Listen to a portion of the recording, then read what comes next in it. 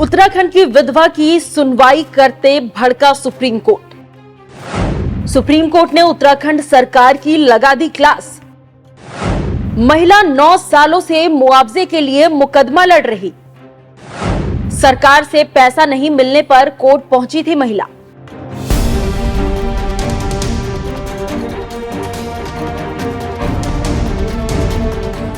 नमस्कार, news express देख रहे हैं आप। आपके साथ मैं हूं खुशबू राय।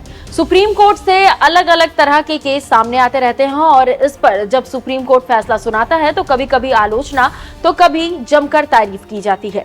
ये तो आप जानते ही होंगे कि जब कोई घटना घटती है तो सरकार और नेता खूब लंबी लंबी फेंकते हैं।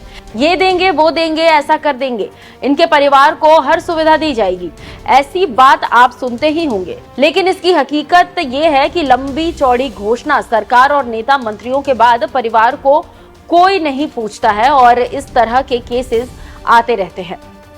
कुछ परिवार हार जाते हैं तो कुछ इस लड़ाई को संवैधानिक तरीके से अंजाम तक पहुंचाते हैं। ऐसा ही एक मामला उत्तराखंड से सामने आया है जिसमें सुप्रीम कोर्ट ने एक ऐतिहासिक फैसला सुनाया है जिसे सुनकर सभी तारीफ कर रहे हैं। जी हां, 20 अप्रैल 2016 को एक घटना घटी जिसमें एक महिला के पति को जसपुर के कम्युनिटी हेल्थ केयर में ड्यूटी के दौरान कुछ बदमाशों ने गोली मार दी थी। पीड़ित परिवार को सरकार ने 50 लाख रुपए अनुग्रह राशि की घोषणा की थी, लेकिन आज तक वो राशि नहीं दी गई, जिसको लेकर महिला अदालत का दरवाजा खटखटाती रही, लेकिन कहीं सुनवाई नहीं हो पाई और आखिरकार विधवा महिला को सुप्रीम कोर्ट का दरवाजा खटखटाना पड़ा। तब जाकर विधवा के साथ न्याय हो पाया और इस मामले की तारीफ होने लगी।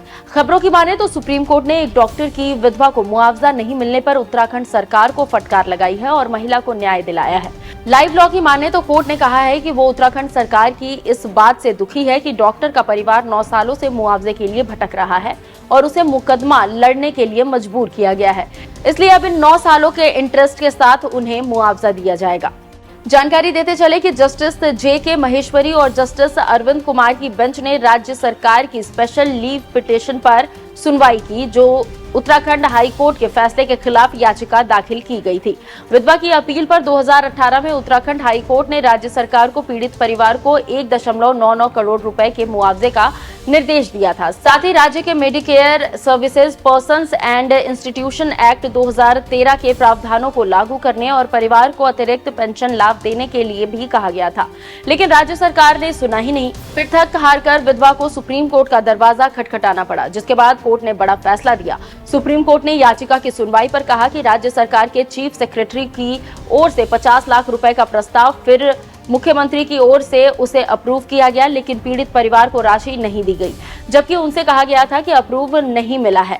याचिकाकर्ता का कहना है कि अब तक सिर्फ 1 लाख रुपए अनुग्रह राशि के तौर पर दी गई है। इस पर भड़कते हुए कोर्ट ने कहा कि राज्य सरकार को आदेश दिया जाता है कि वो 9 सालों के इंटरेस्ट के साथ परिवार को ये राशि देगी, जो कुल 1 करोड़ रुपए बनती है, लेकिन राज्य सरकार ने अपनी दलील पेश की। फिर कोर्ट ने रकम को घटाकर 89 लाख कर दिया। इसी को लेकर हर तरफ तारीफ हो रही है कि राज्य सरकार घोषणा तो कर देती है लेकिन काम नहीं करती है और अब सुप्रीम कोर्ट ने अच्छा सबक सिखाया है।